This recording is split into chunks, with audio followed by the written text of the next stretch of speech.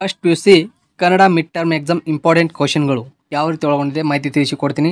ಪ್ರತಿಯೊಬ್ಬರು ವಿಡಿಯೋ ಪೂರ್ತಿಯಾಗಿ ನೋಡಿಕೊಳ್ಳಿ, ಸರಿಯಾದ ಮಾಹಿತಿಯನ್ನು ಪಡೆದುಕೊಳ್ಳಿ. ಸೊ ಟೈಮ್ ವೇಸ್ಟ್ ಮಾಡದೆ ವಿಡಿಯೋನ ಪ್ರಾರಂಭಿಸೋಣ. ನಿಮ್ಮ ಸ್ಕ್ರೀನ್ ಮೇಲೆ ನೋಡಬಹುದು first PUC Kannada mid term exam important ಕ್ವಶನ್ಗಳು. ಮೊದಲನೇ ಪ್ರಶ್ನೆ, 4 ಅಂಕಗಳ ಮೇಲೆ ಕೇಳಾಗತ್ತೆ. ಇದರಲ್ಲಿ ಟೋಟಲ್ 4 ಪ್ರಶ್ನೆ ಒಳಗೊಂಡಿದೆ. 2ಕ್ಕೆ ಮಾತ್ರ ಉತ್ತರಿಸಬೇಕು. ಮೊದಲನೇ ಪ್ರಶ್ನೆ, ದ್ರೋಣ ಕಳೆಬರವನ್ನು ಕಂಡು ದುರ್ಯೋಧನ ಹೇಗೆ ದುಃಖಿಸುತ್ತಾನೆ? ಗಟ್ಟಿವಾಳನ ವಚನಗಳು ಆಶಯಗಳೇನು? ಕಾಡಿನಲ್ಲಿ ಜಾನಕಿ ಏನೇನು ಕಾಣಲು ಬಯಸಿದ್ದಳು? ಸರಸ್ವತಿ ಸಚಿವ ಮಂಡಲವನ್ನು ಕುರಿತು ಬರೆಯಿರಿ. ಈ ಒಟ್ಟು ಪ್ರಶ್ನೆಗಳಲ್ಲಿ 2ಕ್ಕೆ ಮಾತ್ರ ಉತ್ತರಿಸಬೇಕು. ನೆಕ್ಸ್ಟ್, ಈ ಕೆಳಗಿನ ಯಾವುದಾದ್ರೂ ಒಂದು ಪ್ರಶ್ನೆಗೆ 5-6 ವಾಕ್ಯಗಳಲ್ಲಿ ಉತ್ತರಿಸಿ. 4 ಅಂಕದ ಒಂದೇ ಪ್ರಶ್ನೆ ಒಳಗೊಂಡಿದೆ. ಕರಿಸಿದ್ದೇಗೌಡ ತನ್ನ ಮೊಮ್ಮಗನಿಗೆ ಗಾಂಧಿ ಹೆಸರು ಇಡಲು ಕಾರಣ ಏನು? ಅವಳಿ ಮಕ್ಕಳ ಸಾವು ಮಾಸ್ತರರ ಬದುಕನ್ನೇ ಬದಲಾಯಿಸಿದ್ದು ಹೇಗೆ ವಿವರಿಸಿ. ಹುಲಿಯಿಂದ ಪಾರಾಗಲು ನಾಪಿತ ಕಲ್ಪಿಸಿದ ಕತೆ ಯಾವುದು? ಈ ಕೆಳಗಿನ ಯಾವುದಾದ್ರೂ ಒಂದು ಪ್ರಶ್ನೆಗೆ 5-6 ವಾಕ್ಯಗಳಲ್ಲಿ ಉತ್ತರಿಸಿ.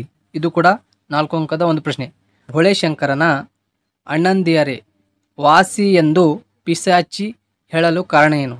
ಯುದ್ಧ ಮಾಡಲು ಸೈನಿಕರು ಏಕೆ ನಿರಾಕರಿಸುತ್ತಾರೆ? ಫಸ್ಟ್ PUC ವಿದ್ಯಾರ್ಥಿಗಳಿಗೆ ಇಂಪಾರ್ಟೆಂಟ್ ಗ್ರಾಮರ್ ಕೂಡ ಒಳಗೊಂಡಿದೆ.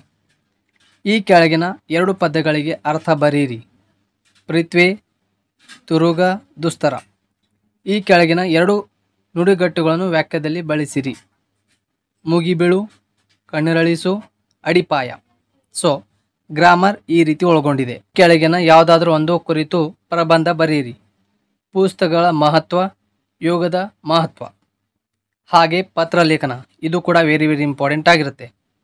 ಸೊ ಈ ವಿಡಿಯೋನಲ್ಲಿ first PUC Kannada mid term exam important ಕ್ವಶನ್ಗಳು ಯಾವ ರೀತಿ ಒಳಗೊಂಡಿತ್ತು ಮಾಹಿತಿ ತಿಳಿಸಿಕೊಟ್ಟಿದ್ದೀನಿ. ಇಷ್ಟ ಆದರೆ ಲೈಕ್ ಕೂಡ ಮಾಡಿ. ಹಾಗೆ ಮುಂದಿನ ದಿನಗಳಲ್ಲಿ ಮಾಡೆಲ್ ಕ್ವಶನ್ ಪೇಪರ್ ಮೇಲೆ ಕೂಡ ವಿಡಿಯೋ ಒಳಗೊಂಡಿರುತ್ತದೆ. ತಪ್ಪದೇ ಚಾನಲ್ ಸಬ್ಸ್ಕ್ರೈಬ್ ಮಾಡಿಕೊಳ್ಳಿ. ಹಾಗೆ ಬೆಲ್ ಐಕನ್ನ ಆಲ್ ಸೆಲೆಕ್ಟ್ ಮಾಡಿಕೊಳ್ಳಿ. ಸೊ ಎಲ್ಲರೂ ವಿಡಿಯೋ ನೋಡೋದಕ್ಕಾಗಿ ಧನ್ಯವಾದಗಳು.